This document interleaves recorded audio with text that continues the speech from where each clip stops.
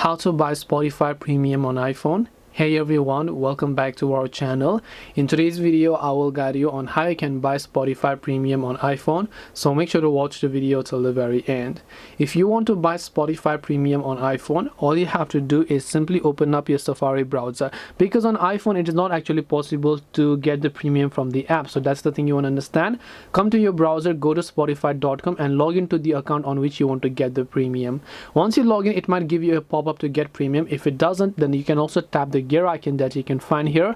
Look for this option right here that says premium option, and once you tap on that little premium option over here, you should be able to see all the premium plans. So depending upon whichever plan you prefer, you can just tap on the try for free 1 month, because you have a free 1 month trial. And after you do that, you can just go ahead and tap on the try option here, and as long as you've done that, you should be able to enter your payment details.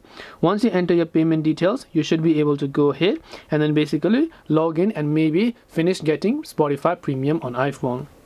This way you can get Spotify Premium on iPhone. Bottom line is you can't do it from the app but from your browser. Hope this video was helpful. If you have any questions, feel free to leave them down. Thank you for watching and see you in the next video.